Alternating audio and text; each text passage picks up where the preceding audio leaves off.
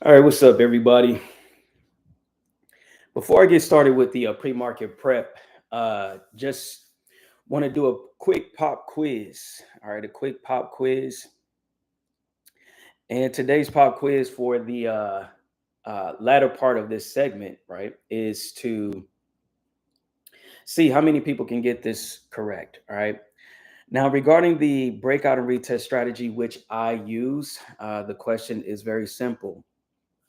In this example, in the right pane, when is the best entry point for the breakout and retest strategy in regards to an A plus setup, right? Is it this point here? Is it this point here? Or is it this point here? Oops, let me make sure you all can see that on TikTok.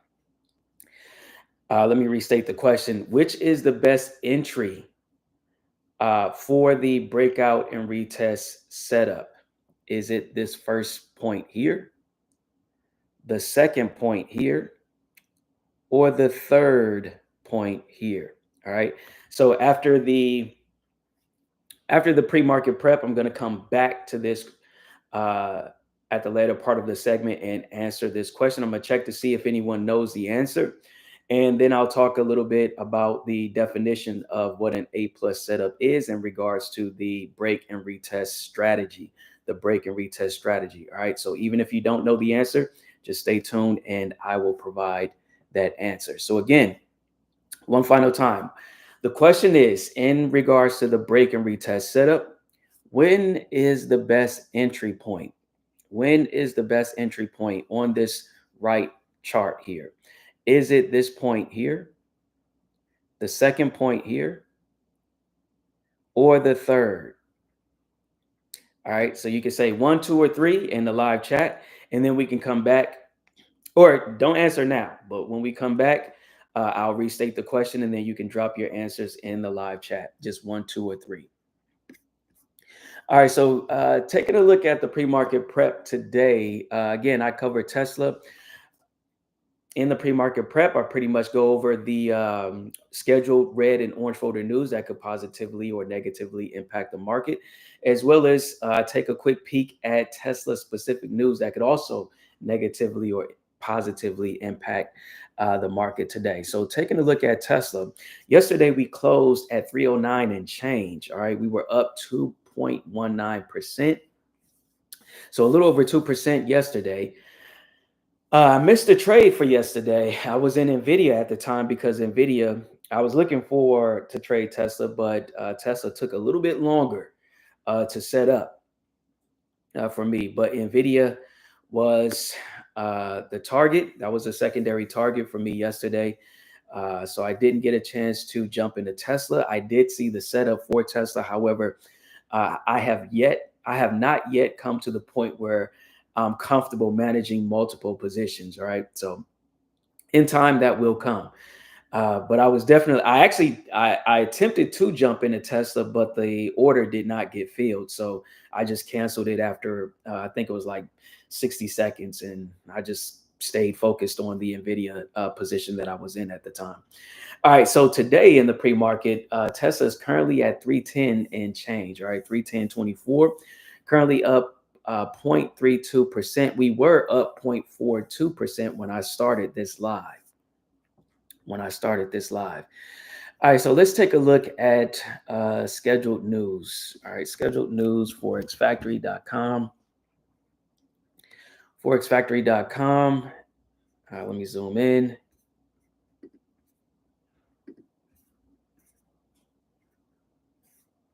All right, today is August the 5th. Okay, not too bad. So we did have some orange folder news at 7 a.m. Now the market opened. The market opened at 3 a.m. Central, 4 a.m. Eastern. So let's take a look when the orange folder news dropped. This was President Trump was speaking at 7 a.m. So let's take a look at that, if that had any impact on Tesla. Actually, let me move this over here. All right, and let's move over to 7 a.m. Let's find 7 a.m. All right, so here's let me zoom in so you all can see this on TikTok.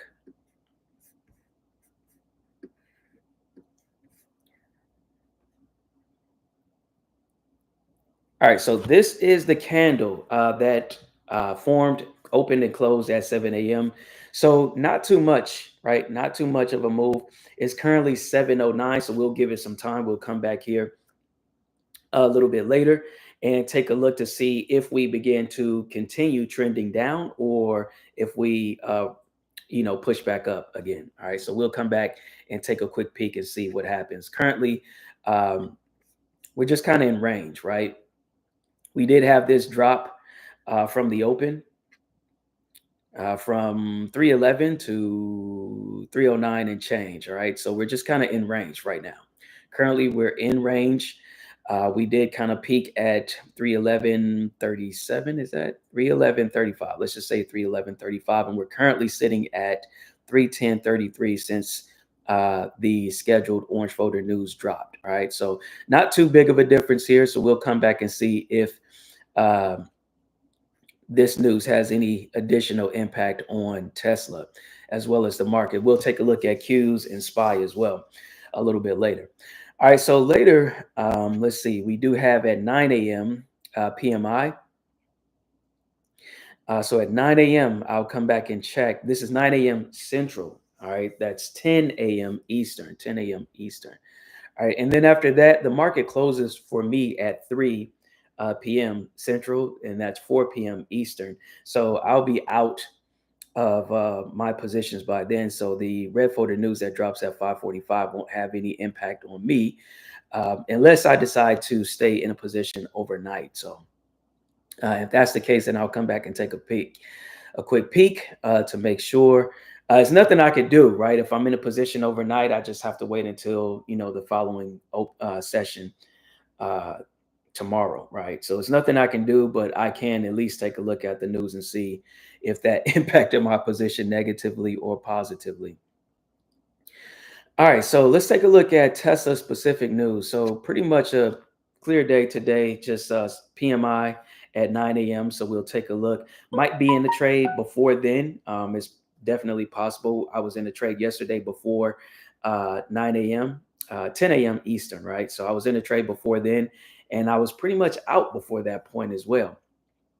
So I do want to talk about that trade, my NVIDIA trade yesterday as well. So I'll come back and take a look at that.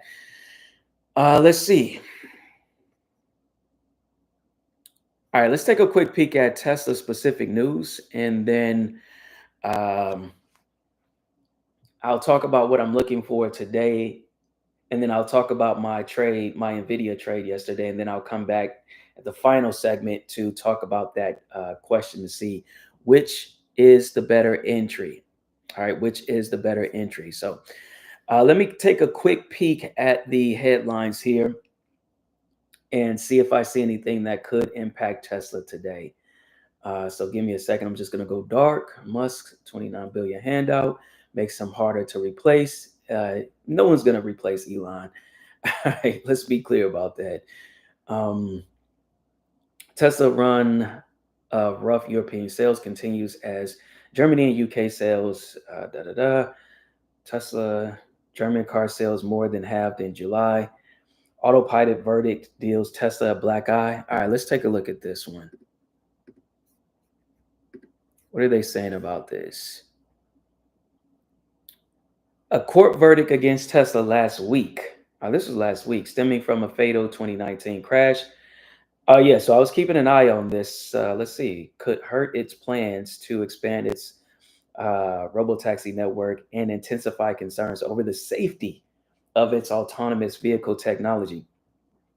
A Florida jury ordered Musk's electric vehicle company on Friday to pay about 243 million to victims of the crash. Wow. Finding its autopilot driver assistance software defective. Tesla said the driver was solely at fault and vowed to appeal. Hmm. The verdict follows years of federal investigation and recalls related and recalls related to collisions involving Tesla's autonomous vehicle technology, and comes as CEO Elon Musk seeks regulatory approval to rapidly expand the robotaxi service across the US. Remember, we just saw last week that California did not grant Tesla a license for their robotaxi service, right? So Tesla is currently um, Tesla currently has a ride sharing service available in California. So that's been approved, right? So they've been making money for that. But their robo taxi service in California has not been approved, right? So they're not permitted to, receive or to offer a service and receive compensation for said service. All right. So anyway, the verdict, blah, blah, blah, public perception of this verdict were things like this are going to fuel pressure on regulators to say, we just can't let this stuff be launched without a lot more due diligence, said Mike Nelson, founder of Nelson Law and an expert on legal issues in the mobility sector. I think you want to be safe, right? Obviously, we want to be safe. But I think with the launch, the robo taxi service launch in June, the latter part of June, they had a driver, a pilot, a co-pilot, I'll say, not a driver, a co-pilot, right? That could step in, and they had what I'd like to be more clear on is, can Tesla step in and from either the headquarters, or can the co-pilot step in and take over? If they see that the robo taxi service, the AI, is not doing what it's supposed to, right? If there's any type of danger, how quickly can the co-pilot step in, or can headquarters step in? That's what I'm a little unclear on. So I didn't see anything stated like that, but yeah, obviously we want to be safe. All right. So we want to be safe, but that robo taxi launch in June in Austin went well, right? People were giving positive reviews, right? They did say that there were some concerns, but the overall sentiment was that the service was successful, right? They felt good about that service. And so that's just, listen, the future is here. Right? It's coming. It's going to come whether people want it to or not. All right, so let's take a look here at any additional news and see if we see anything else. I didn't see anything else when I took a peek before. Tesla UK sales dropped 60%. Tesla stock adds 2.2 as board approves 30 billion payout to Elon. Tesla's China sales slide again. All right, sales are down. All right, I already know this about Tesla. I've been watching Tesla for quite some time. Sales are down. Sales are down. That's because Tesla has not decided to add some of the bells and whistles that its competitors are offering, right? So, but the thing about that, so for those of you who like have any idea of how about the automotive industry, you can have these bells and whistles, right? But in terms of functionality, it doesn't really matter, right? The bells and whistles are just an extra, and it's really for those who can afford it. But for example, like if you're like me, for example, I buy used vehicles. And those bells and whistles are more expensive to fix or replace if you're buying a used vehicle. If you're buying a brand new, yeah, it matters, right? But if you're buying a used vehicle, you're not going to spend too much money trying to fix those parts, right? Those computer driven parts. So even if you get and they talked about this even on a YouTube channel that I saw about this guy. He's a luxury reseller, right? And he talked about this for like even the bigger luxury brands like the Maseratis, the Mercedes, the just all the exotic vehicles. And he talked about how quickly those parts break down. And for the used vehicle market, they're not as attractive. Okay, so Tesla has decided to not really focus on offering those bells and whistles, whereas the competitors are. Like for China, in this case, a lot of people apparently are looking for those bells and whistles, and so Tesla's competitors have been kind of pushing past Tesla in that regards. But Tesla's just focusing on the overall technology and functionality of the vehicle and allowing its owners to participate in the robo taxi service and make, some additional income. All right. So with that said, I don't see anything else that could impact Tesla coming until today. I'll continue to take a peek throughout the day. Let me take a quick peek at Tesla, make sure. So we are still dropping just a little bit. We were at 310, a little above 310, and so now we're at 309, slightly below 309. All right, let me talk quickly about my NVIDIA trade. Do you all have any questions so far? Let me pause and check and see if anyone has any questions. Thank you all for joining. What's up, LJ? Let's see. Ed, what's up? Appreciate you all joining. Amanda, appreciate you. Let me see if I see any questions. Thank you all for the likes. Thank you all for the follows. Make sure I'm not missing any questions here. Give me a sec.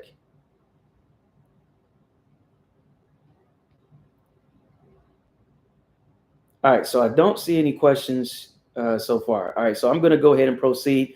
I'm going to talk quickly about my Tesla trade yesterday. If you have any questions, or not Tesla, sorry, my NVIDIA trade yesterday.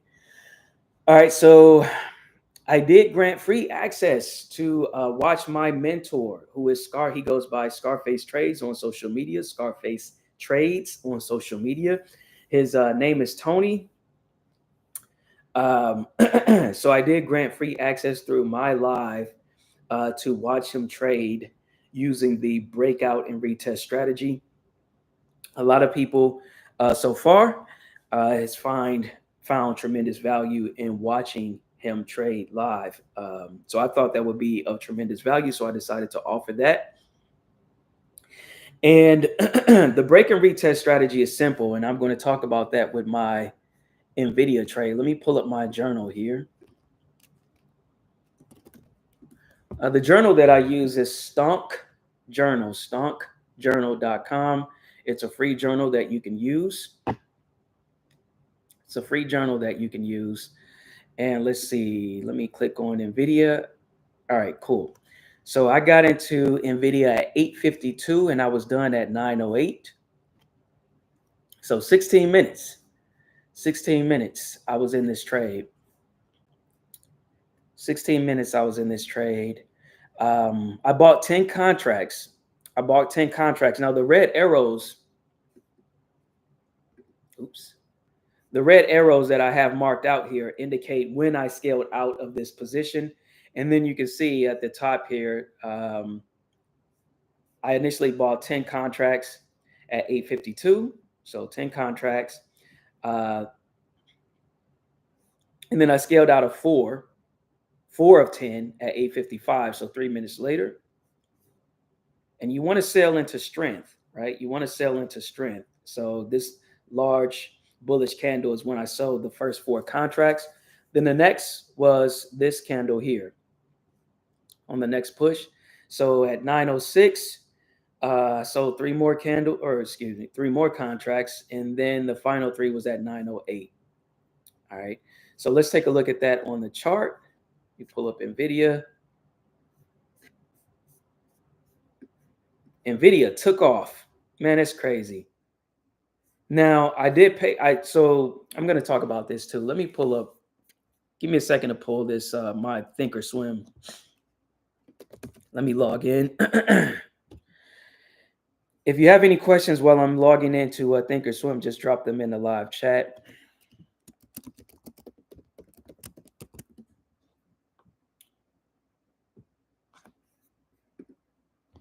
All right, let's see.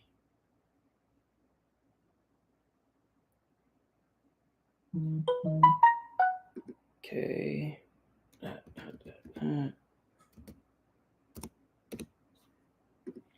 right, I want to pull this up so everyone can see this clearly. And let me switch over to paper. Boom. Okay, so What I wanted to do was, let me move this over so we'll have some more real estate. Zoom in here. All right, so I want to show you all something. Remember, according to my journal, I got in the trade initially at 8:52. So let's go to 8:52. If you want to follow along on your own computer or a device, I'm on tradingview.com, tradingview.com. You don't even have to create an account if you don't already have one. All right, you can simply go to tradingview.com, click on navigate to the search, click type in NVDA, pull up the chart, and then select the 1 minute time frame, the 1 minute time frame, 1 minute time frame. All right, so let me zoom in and go to 8:52, right? If you're on the Eastern Standard Time, then that would be 9:52. Let me make sure I make that distinction clear. All right. So 8:52 is when I got in. Let me do something here. I want to draw a couple of things. All right. So 1, 2, 3, 4, 5. Let's draw this. And then let's draw this here. All right. So 8:52. Oh, wait, that's wrong. It should be 8:42. Give me a second. Let me fix this. This should actually be 8:42.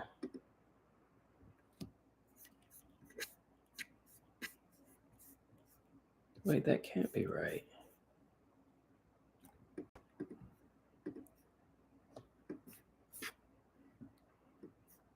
Give me 1 second. Hold on. I just want to double check this entry.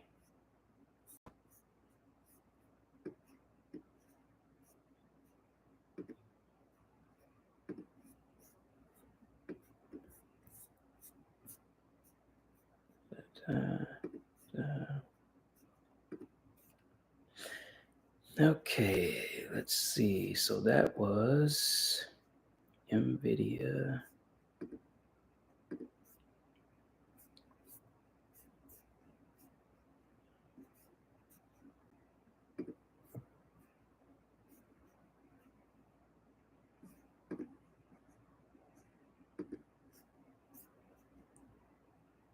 Yeah, 8:52. 8:52 was the actual entry. So that is right. So we got in at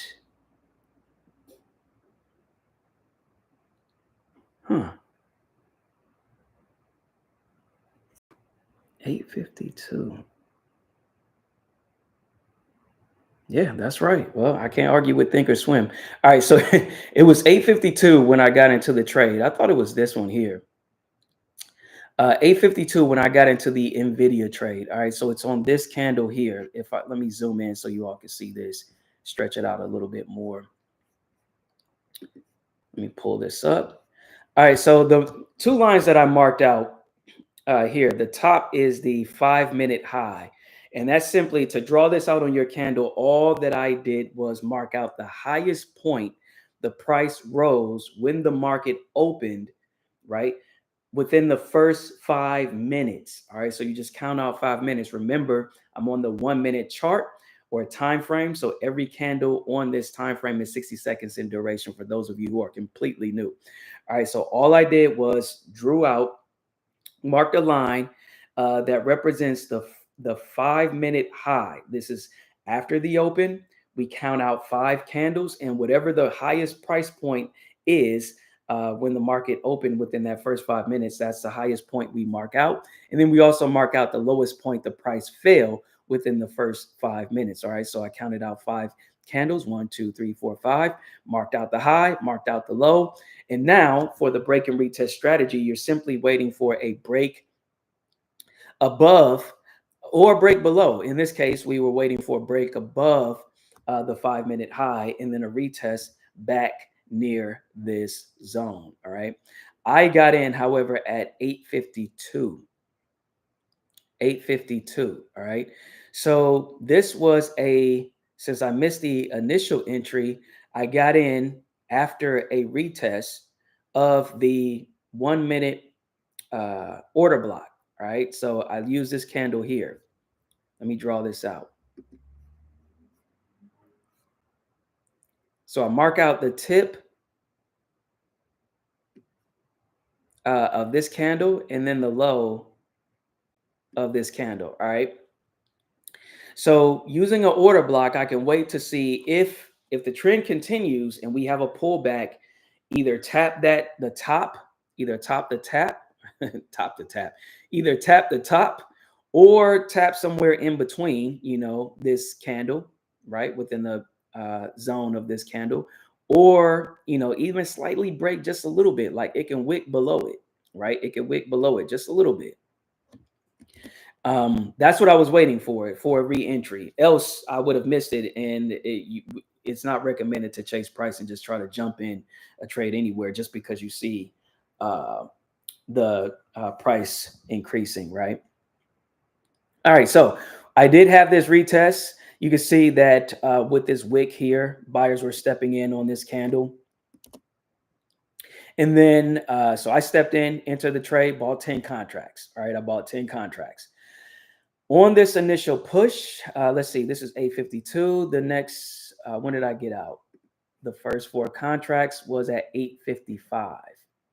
855, and that would be this candle here.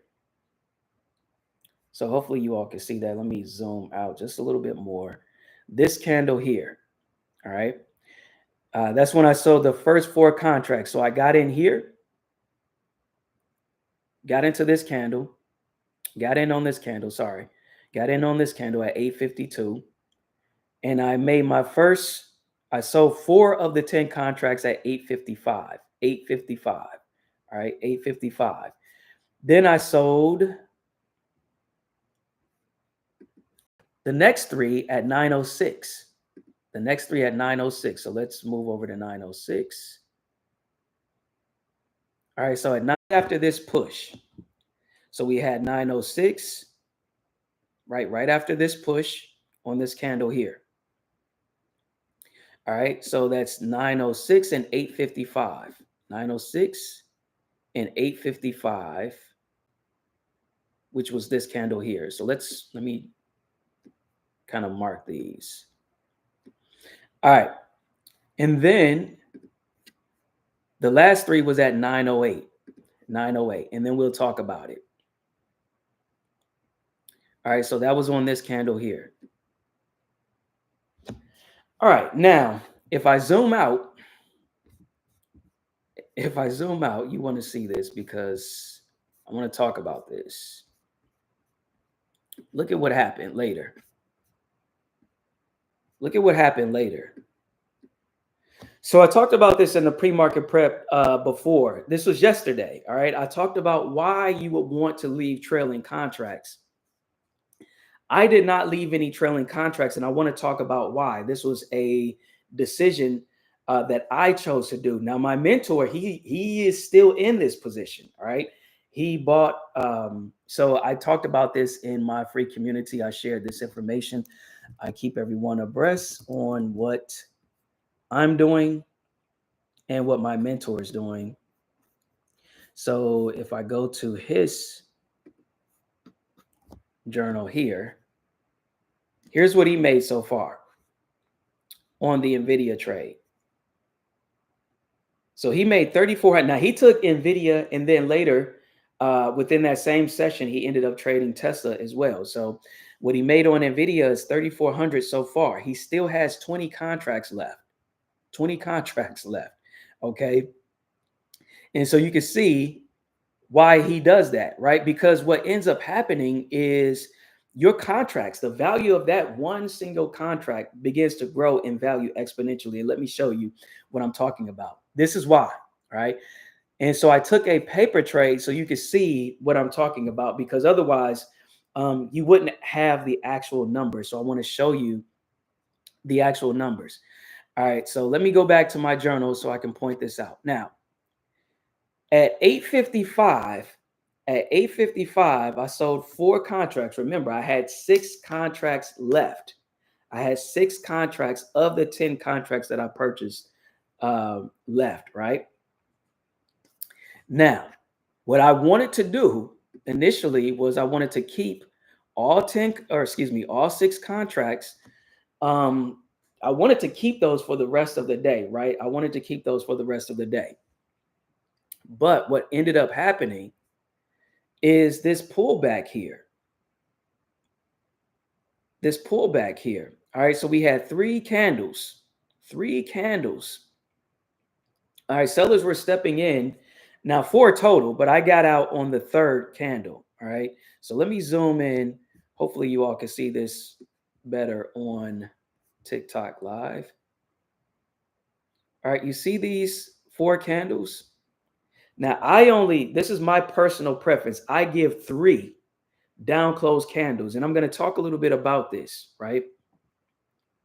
Look at this activity here. This is consolidation. We made this nice push at the open. Look at this. We made this nice push at the open.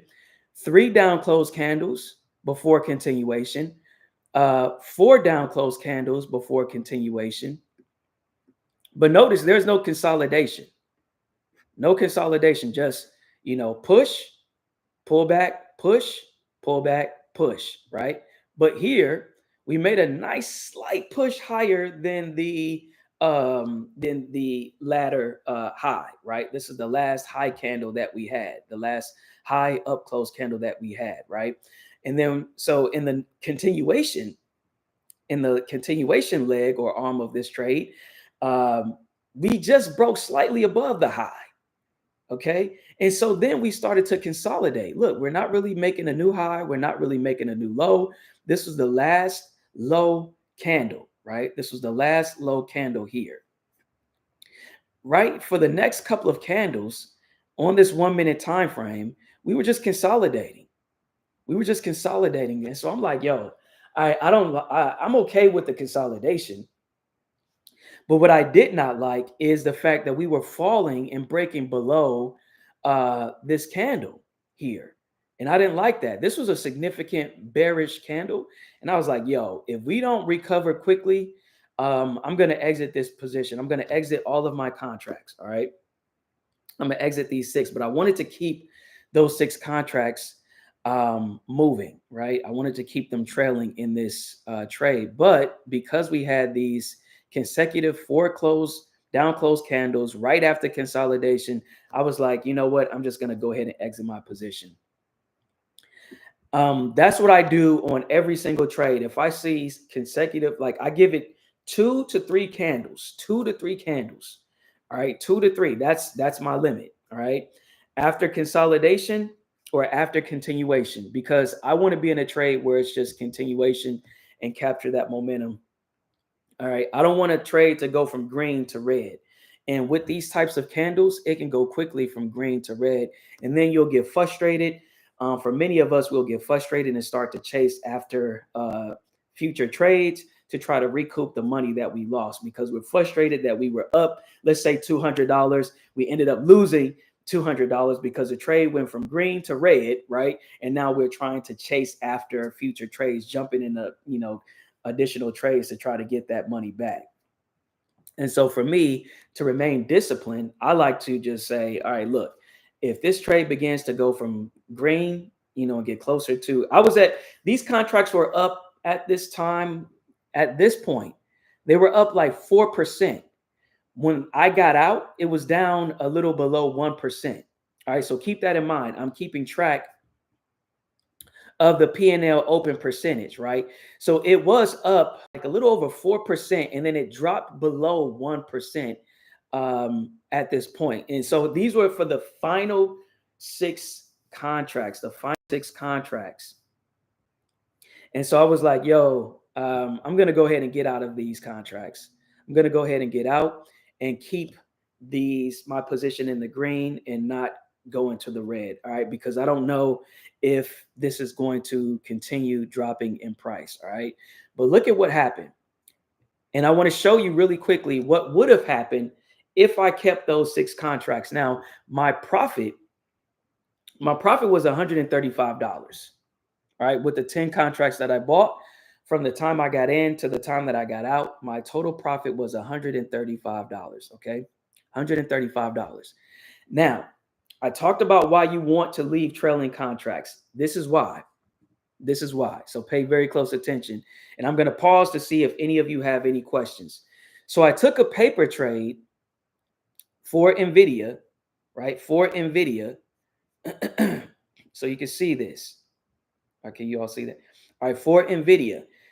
At the same time that I got in for my real trade, my trade, the live trade with my real money. Sorry, a live trade with my real money. All right.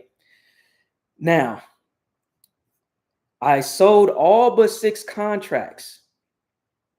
So I could see from the time that I got out till the close of the day, how much money could I have made, right? How much money did I leave on the table for those 6 contracts?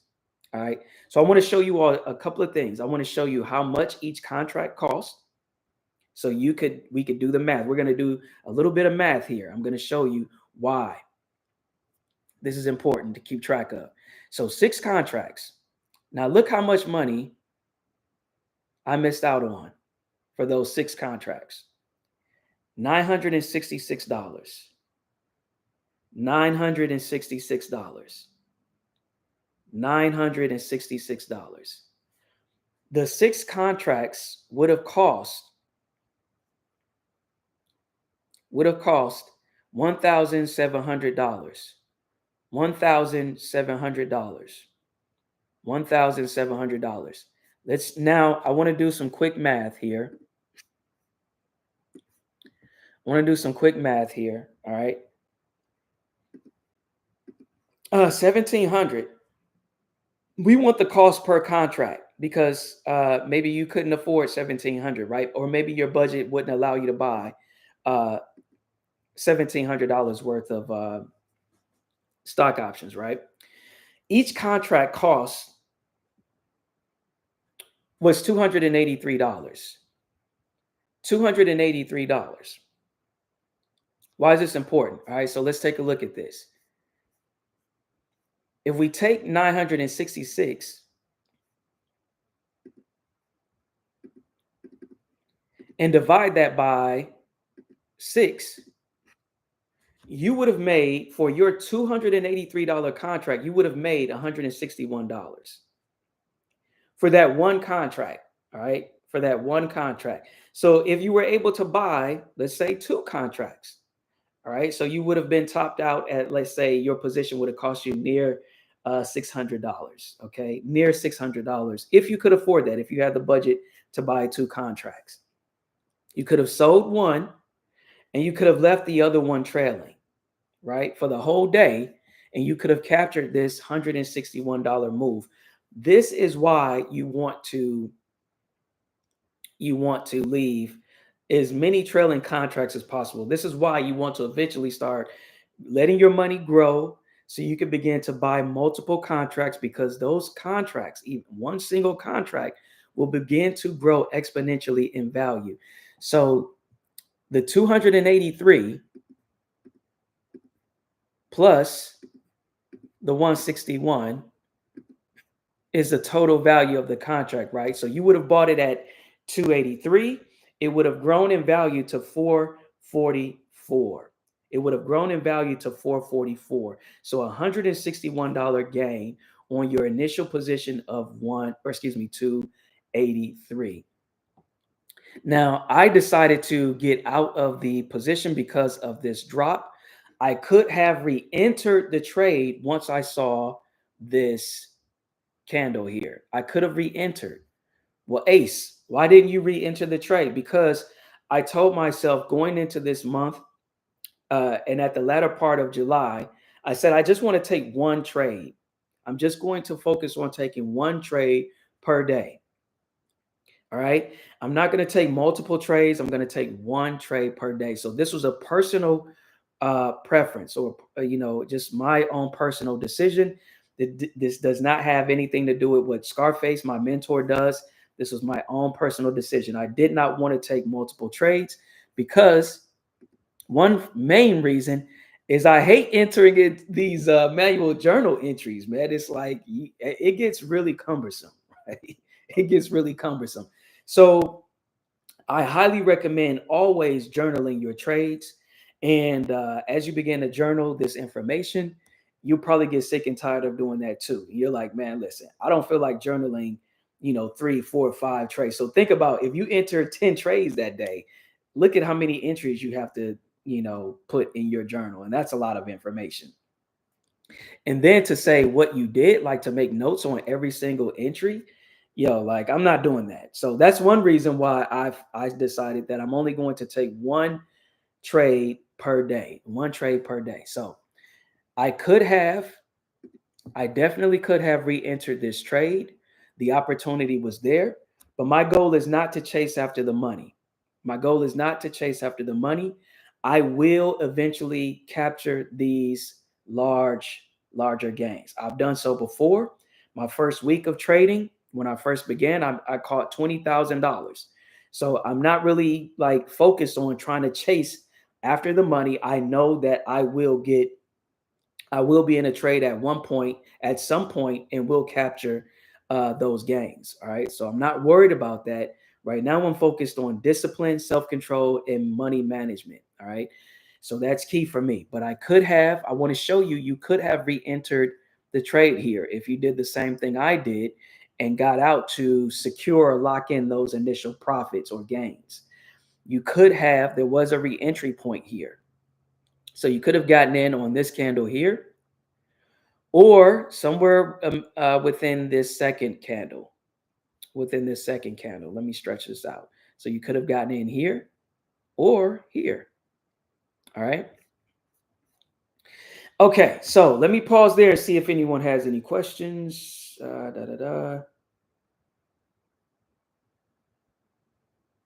right, cool. I don't see any questions so far. Do you all have any questions? Any questions about this trade recap that I took on NVIDIA? Any questions whatsoever? Look at this move, man. I mean, this is crazy. This is crazy. That's crazy. This is what you want. Like, this is what you want. And keep in mind, too, that when you're in these types of trades, like, let's say you're just starting out. Right? What if this is your first trade? It is likely, it is possible that this trade could have reversed all the way back down to the 5 minute high, and you could have went from green to red. You could have easily went from green to red within one candle. Okay, and if this is your first initial trade, it would be frustrating trying to keep up or do what your mentor is doing, which is Scarface in this case, because he stayed in that position, right? And I see so many people in his community, they're frustrated because they're trying to follow along and do what he does. They're just listening to out for what he does versus learning and doing what he teaches. Okay, he teaches to this. He's like, listen, if this is your first position, he talks about this time and time again. He's like, listen, if you're starting out, this is how you want to manage your position. You don't want to look and mimic or mirror what I'm doing. Okay. I'm going to do a trade recap on every single trade so I can talk through what I'm thinking and the decision or why I made the decisions I made. But I'm here to teach so you can learn to understand and trade based on what you believe is the right thing to do for yourself. Given your initial budget, given your initial goals, like my profit goals for me is 3 to 7%. All right. That's not Scarface's goals. That's my personal goals. All right. I want to continue to grow my money 3 to 7% every single trade, 3 to 7%. Okay. And I did that yesterday with the NVIDIA trade. So I made over 5% with that initial position. And I would have been frustrated if I would have went from green because I made as high as 175, but on that four candle drop, I went from 175 to 135, right?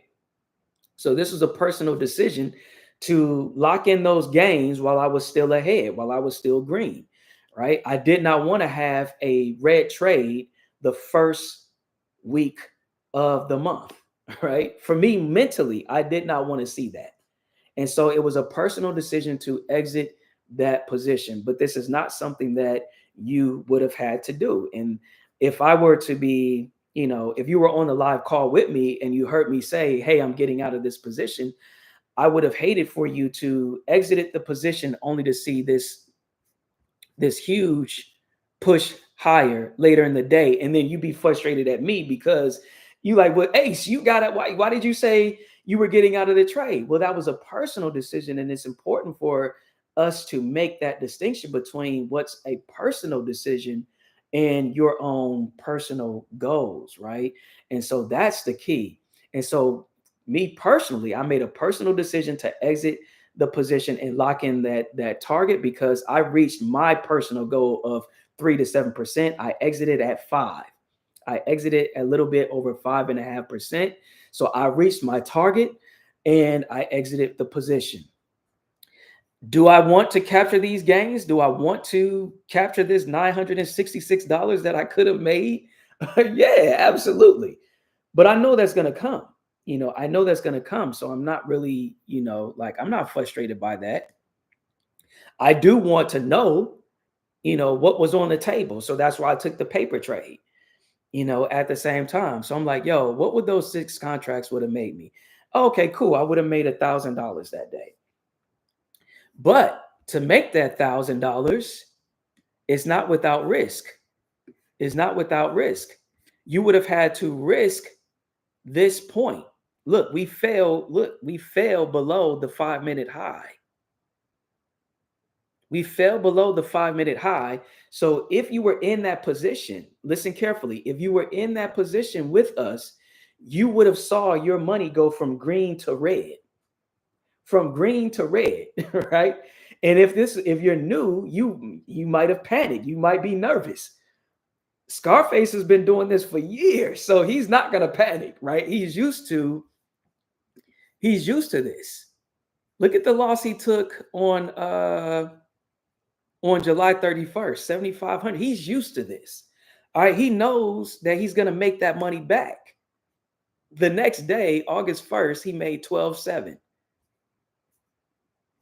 So he's used to this. I'm not gonna mirror his decisions within a trade because he's been doing this forever. Me, I have my own personal goals, and I'm going to learn from him, but not mimic or mirror his trades.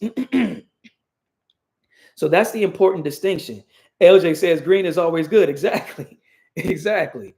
I don't want to go from green to red and then be frustrated, right? So that I would have hated.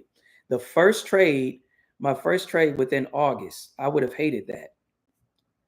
So yeah, I just want to make that distinction clear that you would have went from green to red because we dropped in price all the way below the 5-minute.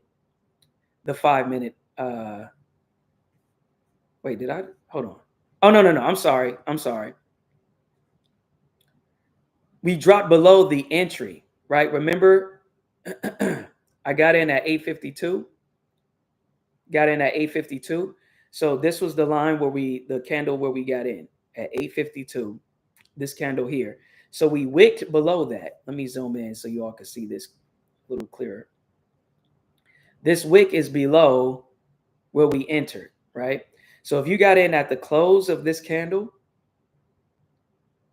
maybe at the close of this candle, because you probably would have waited till the candle closed or near the close, you would have suffered a drawdown on your initial position. So that might have caused you to panic a little bit if this is your first trade, right? Because you're like, okay, first of all, I'm nervous to day trade in the first place, and I don't want to lose money, although I know that it's possible that I can. And so because all of this is new to me and I'm taking a trade with my real money, not paper money, you might have been nervous and freaked out and panicked and jumped out of the trade. And that's what you don't want to do, which is why I also recommend paper trading first. Paper trading first so you can practice risk free and see what this looks like. So you can see, like, oh, now I'm going to tell you, Scarface, he only has two reasons why he exits a trade. He only has two reasons why he exits a trade. Either he gets stopped out, and his stop would have been a break below this. All right, it would have been a break below the 1 minute candle here. So it would have been a break below here. So let's just say 176 and change. So he is okay with sitting through this and taking that 7,000, 5,000, $8,000, $10,000 loss. All right. I'm not going to do that. I have the money, but I don't want to see that. For me, mentally, I can't see that right now. I cannot do it. All right. I have the money, all right, to do that, but I cannot. I do not want to see that type of loss. All right. So that's the distinction. I'm trading. I want people to know that when you make these trades, you want to practice paper trading so you can see the different scenarios, right? And see how much money is the max, because you'll get to an average after like trading for 3 months, after practicing for 1 to 3 months, you're going to see how like the average drawdown you might suffer on your position. So you might see that your average drawdown might be, depending on the number of contracts you buy, but let's say you're only buying one contract at a time. You might notice that your average drawdown per contract, per trade, is roughly, let's say anywhere between $10 to $30. That's why you want to practice trading with paper money. So you can see every trade that you've taken this month, what was your average drawdown? So now when you start to trade with your real money, you know when it's time for you to get out. You know when it's time for you to get out, because if you break above your average loss, which is, let's say the average was $30, then you know it's time. If you reach $32 or $33, you know it's time to get out of that trade. You know it's time. But you won't panic. You won't panic. You will say, oh, okay, cool. I'm down $25. But let's say if it was this case, right, in this example, you're like, oh, okay, I'm down 25. Now, if it keeps dropping, if it drops to 30 or 32, then I'm going to get prepared to exit my position. Now, I'm going to wait for this candle close. Okay, I'm dropping. I'm at 29, 30. But then we quickly wick below, but then snap back. Buyer stepped in. And we quickly snap back. Okay, so I've reached as low as $31. So I didn't jump out of the trade just yet because I know my average is $30. And so I was waiting for this particular candle to close to make sure I didn't miss buyer stepping in to capture the momentum to the upside. And so that's what I'm referring to. That's why I wanted to really take the time to explain this in more detail, in greater detail, because I want people to really, really see and learn from this particular trade and my decision. All right. So yeah, I missed out on $966 this trade. I missed out. I could have re-entered, but it was a personal preference not to re-enter. It was just a personal preference not to re-enter. That was it. So do any of you have any questions about that? Nice trade, though. Nice trade. Nice trade. Now, the other thing that I did really quick while I'm waiting to see if any of you have any questions. The other thing that I did, I talked about practicing with paper trades, right? Practicing risk-free with paper trades. This NVIDIA paper trade, I initially bought 150 contracts for this paper trade. I initially bought 150 contracts.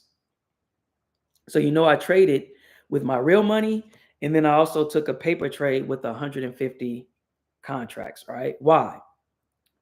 Let's see. Pastor Ken Johnson. Hey, Pastor, you says, I'm sorry, I just came in. What percentage on the trade is your stop loss again? So I stop out at 1 to 4%. I try to give it a max of 10%. It depends on when I got in the position. 1 to 4% is my average. My max is 10%.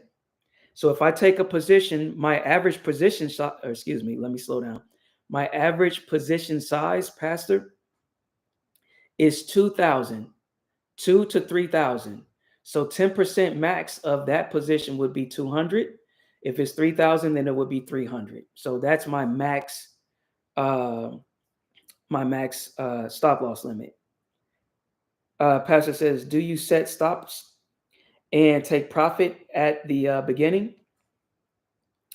Yeah. So I talked about the way I stop out of my positions, and I do this manually, but I did show people how to enter these systematically within their brokerage account, right?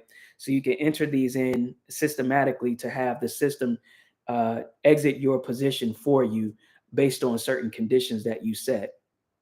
So I could enter that condition in the system and say, get me out at 10%, right? But I do it manually. So I'm just watching the P&L open percentage here.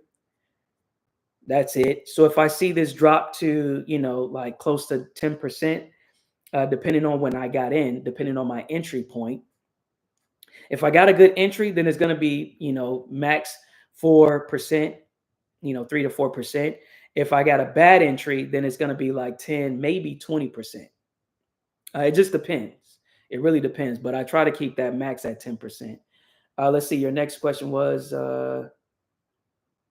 did that answer your question, Pastor? Okay, he says thank you. You're welcome. Let's see. I took so back to my point. I took a paper trade of 150 contracts. Why? Why? Because after the month of August, I plan to increase my position size from 3,000 to 10K or greater, to 10K to 50K. So I want to see what is the average drawdown per trade, right? I want to see what the average drawdown I could experience per trade. So I took this 50K position. Well, this is a 40K position initially. And so the average drawdown for this particular trade yesterday, excuse me, not average, the max drawdown for this trade, because there's no average, this is the first one, was $1,200. $1,200. So this reached as high as $1,200, right? Negative, right? Negative $1,200. And so the more you accumulate this data and you log this in your journal, because I'm going to keep track of this in a separate journal so that I can start to average. Well, what's the average drawdown if I take these 40K positions with Tesla or with NVIDIA? Because I want to prepare myself mentally for that, right? So that way, if I'm in a trade and I start to suffer a drawdown on my initial position, especially when you first enter the position, right? If you start to see red right away as soon as you enter a position and you're new, you might get scared. I know I did. You might get scared, you might panic, and you might quickly try to jump out of that trade, but that's not how this works. All right. You might suffer an initial drawdown on your position. Not probably 8 times out of 10, that's probably going to be the case, especially if you're selecting market order over limit order. All right. And I always do market order. We'll talk about that later. But yeah, so you'll more than likely see an initial drawdown on your initial entry each time you do that, right? But for me, it's more of an average now. So I like to look at the average over the course of, let's say, 30 trades, right? Or, there's 30 days, but there might be like 20 trades in that month. So if I took 20 trades that month, I want to see what the average drawdown is for a 40K position. And you should do the same for whatever your budget is. If your budget is only $400 or $100, then paper trade $100 positions and see what the average drawdown is for those positions. Note that in your journal. Note that in your journal, okay? Note that in your journal and say, I noticed the the drawdown, the max drawdown on this trade was X. And then keep tracking that so you can go back and see what the average was. So you won't freak out when you begin to enter your trades. All right. That's key. That's really key. So now that I've been doing that, I've been tracking my journal since April, right? You can see that I started tracking my trade since the latter part of April. So I don't freak out when I see that I'm suffering an initial drawdown when I enter a trade, right? And I know what the average amount is. So if I reach that amount, I'm already have my finger on the trigger to exit the position, all right? So that's where I got my numbers from. I know that my stop loss average for me to continue to gain and not lose, right, is 1 to 4%. That should be my average stop loss, 1 to 4%. If my target profit is 3 to 7%. All right. You can't let your stop loss limit be greater than your target profit level, right? All right. So if there's no further questions about that, all right, let's end the live with this final question. I asked this question at the beginning. I asked this question at the beginning of the live. All right. Given the break and retest setup or strategy, given the break and retest strategy, we're looking at the right pane here, the right pane. You can ignore the left one. We're looking at the right pane here. What is the A plus entry here in this example? What would be the A plus entry for this example? And then I'll go over the A plus definition according to Scarface, my mentor. Is it 1? Is it 2? Or is it 3? And let me see if I can open this up. Let me try to download this so I can zoom in and make sure you all can see this.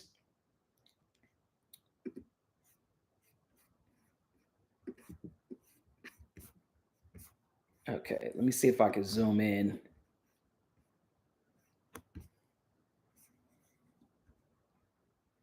Okay, so hopefully that's better. Let me stretch this out a little bit.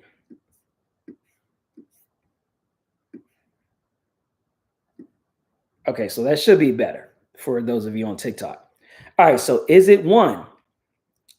Is this the question is, which is the better entry given the A plus, or excuse me, given the break and retest strategy? Is it number 1?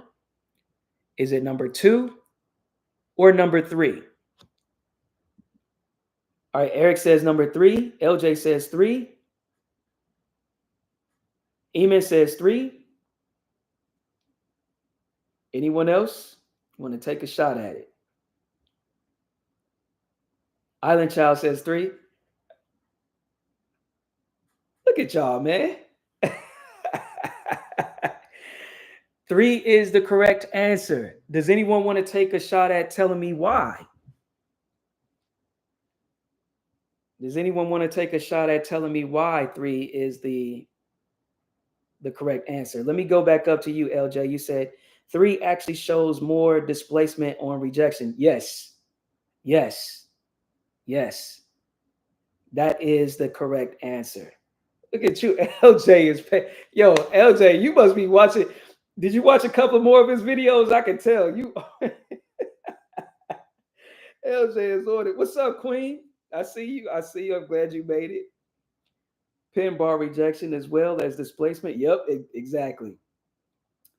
Island Child and next candle confirms. LJ says I did. Yep, I see.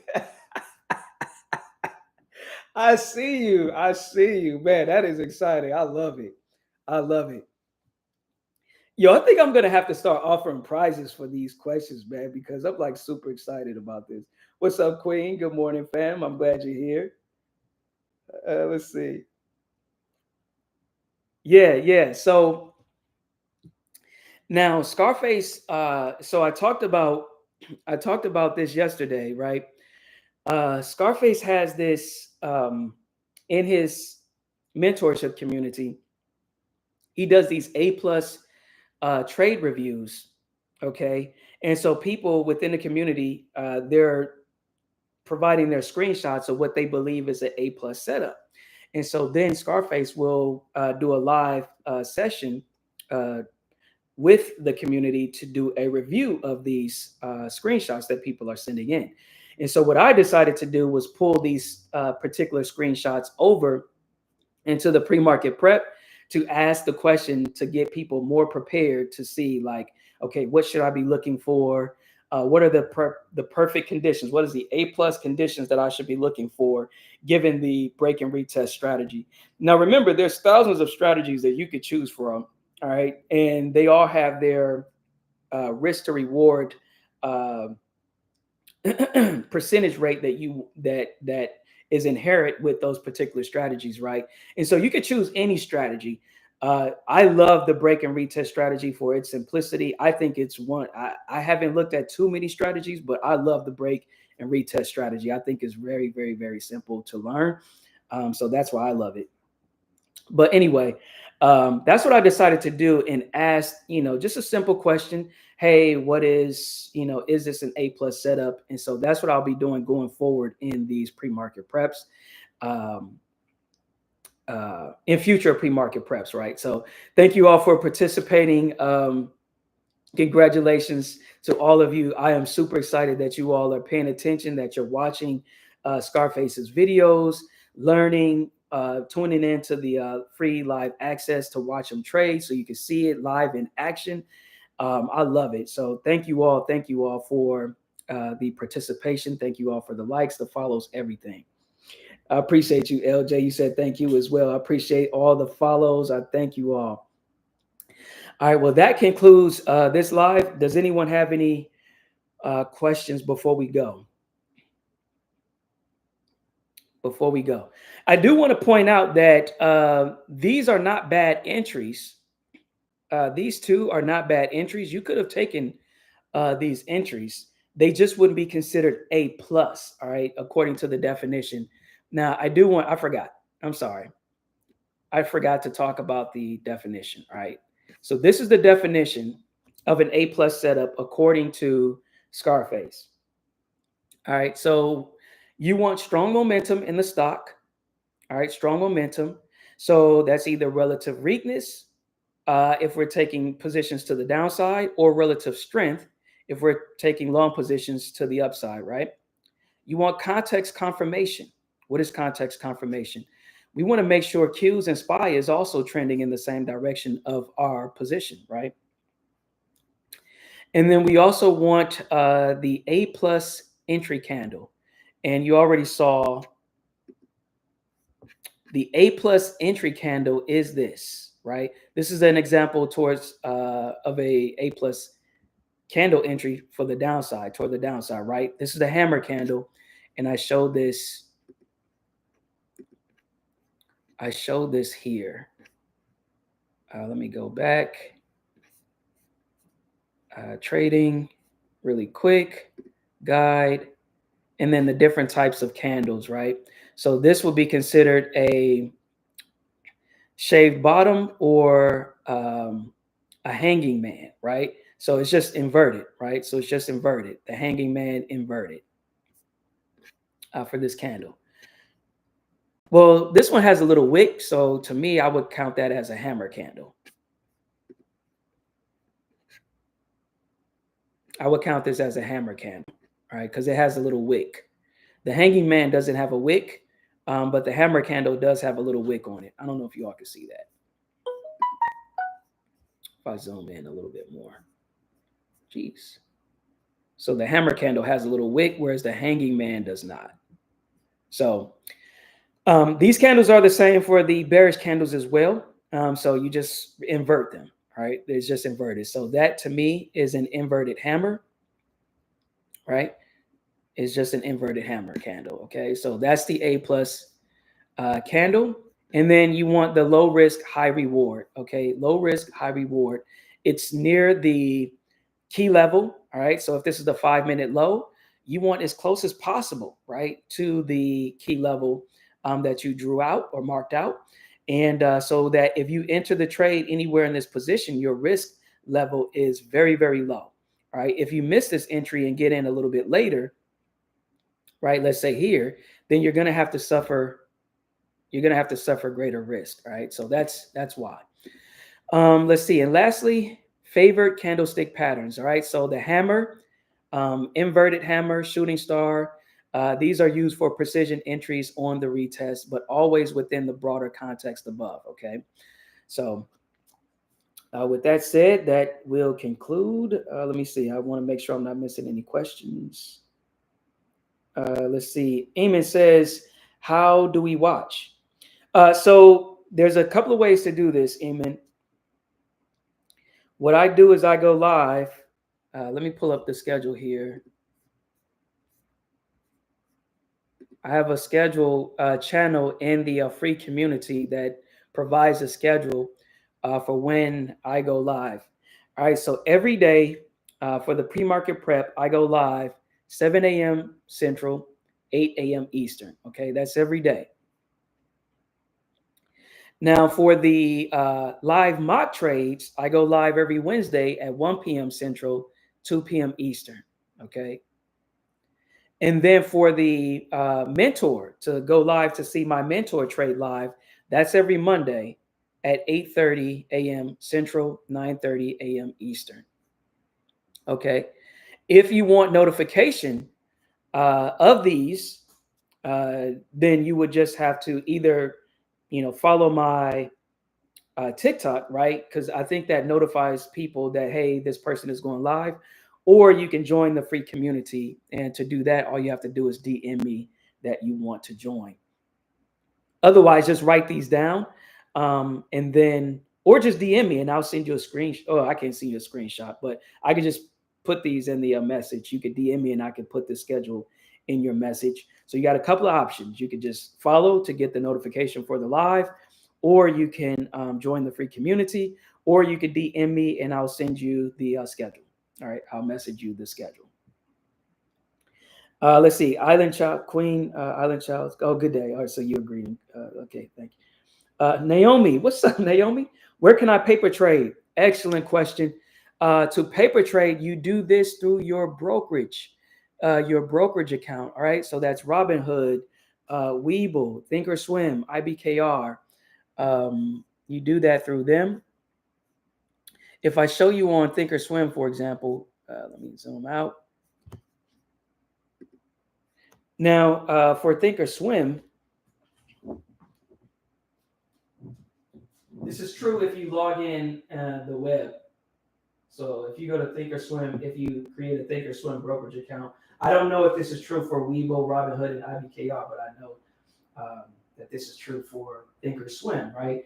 So if you log into the web view, the web application, it'll give you a button to switch between paper money and live trading, okay? So you can easily switch between the two. So you just click on the paper money and it's highlighted in yellow. And then when you're in live trading, everything will be highlighted in blue. So you can see right now the color theme is yellow.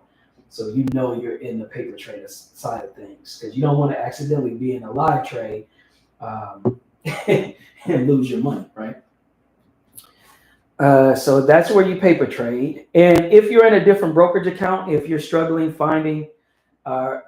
trying to find your way or navigate those applications, just let me know. I'm very, very tech savvy. All right, so I can help you navigate those. Let's see, crypto. You says, how bullish do you think SPX will be today? So crypto, man, let me tell you, I stay away from SPX. I stay away from SPX.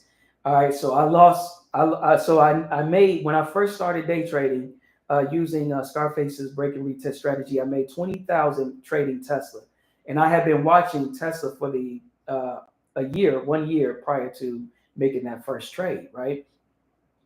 And then my friend came along and he was telling me about SPX, and he was like, "Yo, you should trade SPX, man. You could really make that money." And I was like, "Really?" And he was, kind of explaining it to me. And so what did I do? I decided to trade SPX, and that week I lost that 20,000 that I made. So my recommendation for anyone, if you're looking to trade any stock, any ETF, whatever it may be, whatever your choice is, learn its behavior first. Paper trade it, learn its behavior, and that way you can be familiar with its behavior and know what to expect when you enter such trades. All right. Eamon says, okay, thank you. All right, let's see. Alexis, what's up, Alexis? Glad you're here. You said, shoot, I'm a beginner. I don't know where to start. I got you. I got you, Alexis. I everything that I'm offering is free. All right. So you can ask as many questions as you feel necessary. All right. Now you have a couple of options to do this. Now, I love TikTok, but obviously, I can't share images or screenshots in a message in a DM via TikTok.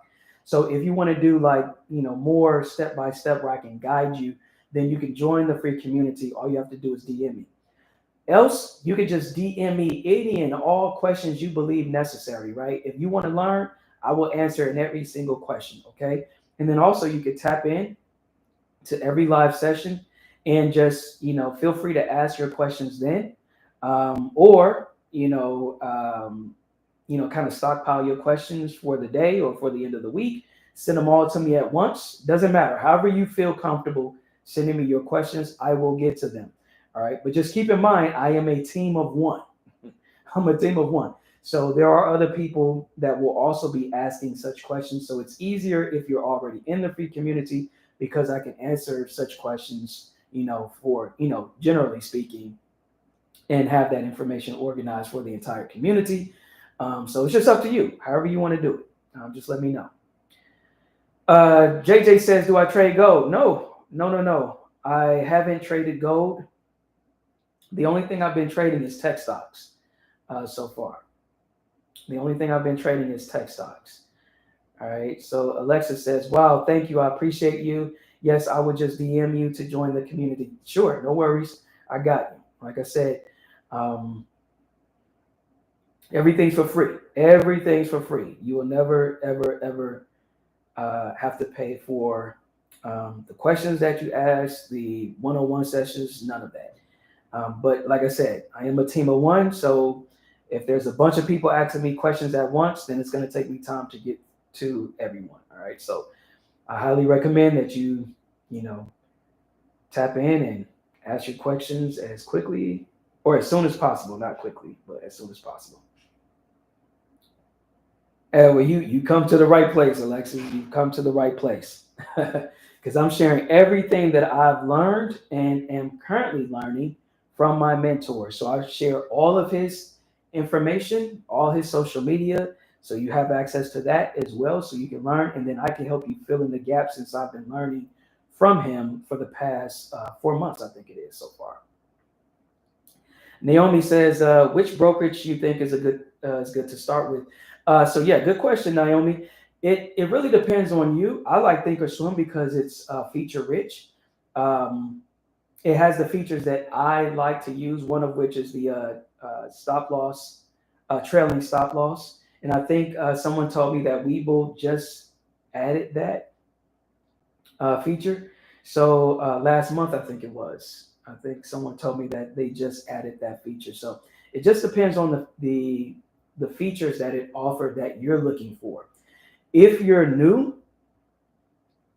I would say just choose one. You could choose Thinkorswim. Obviously, that's going to be easier for me to help you navigate because I'm already using that one. But if you want to choose Webull or Robinhood or IBKR, you can go ahead and feel free to choose those, and I will create an account to help you navigate those as well. All right, so I don't have a problem doing that because they're free to open an account. So yeah, I'll help you do that. Let's see. So I can send you a step-by-step guide. I have this tool. It's called Scribe. It's this tool called Scribe, right? And what it allows me to do is do a screen capture. So I can go to any application, right? And I can do step-by-steps, and it'll show you the step-by-steps of how to do that. So if I showed you a quick example, that's what I said. Don't worry about whatever application or brokerage you decide to go with. I can create, either a step-by-step guide or video to help you navigate it. So if you're having difficulty or trouble finding something, I can help you. I'll just provide a quick guide. You click on the link, it'll show you like this little button, like where I clicked on. So it'll highlight what I clicked on exactly. So yeah, I got you covered. So don't worry about that. So you could choose any brokerage. It's up to you. If you choose Thinkorswim, then I don't have to create another account, but I don't mind doing that. So Ema says, "So glad I found you. I'm glad you found me as well. I got you covered." Irma, what's up, Irma? Came over from you. I almost said it. I almost got myself kicked off this live. What's up, Irma? Oh, you know what, Irma? Okay, I apologize because you know what happens when I go live on the other when I go live on the other social media platforms, I forget to check the live chats because I'm still new to this, right? So I forget to check the live chat. So I apologize. You forgive me? Let's see. Alexa says, "Amen." Irma says, "Love my morning coffee and pre-market talk with Ace." I love you too, Irma. Let's see. Brandon says, "What about TradingView?" So TradingView is what we use for charting. We use that for charting purposes. I have not used it to enter trades. All right. So I don't know. Here's the thing. I have noticed that TradingView will lag at times. And these brokerage accounts, they rarely have issues. So I don't know. I probably use that secondary as a secondary option, right? I'd create a brokerage account, and then let's say, for example, if you choose Webull, TradingView does allow you to integrate with Webull. So if you do decide to trade with using TradingView, if you connect your Webull account to TradingView, test it out. Test it out first, like paper trade it, and see if you start to have any issues. But yeah, you can use that. But I use TradingView for charting only. Alexis says, "Thinkorswim." Yes, Thinkorswim. Alexis. Naomi says, "Thank you for your help." You're welcome, Naomi. Irma says, "It's all good." Yeah, I apologize. I apologize. All right, everyone. Well, that concludes the live today. It's 8:25. I'm going to get ready to trade today. So I'll talk to everyone tomorrow. All right. If you have questions, just DM me and I'll get to those after my trading session today. All right. I love every one of you. I appreciate all of your support, all your love, all the follows, all the likes. Thank you, every single one of you. Okay. I love all of you. All right. I'm going to drop the mic right here. Everyone have a good day. Enjoy the rest of your day. I'll talk to you tomorrow.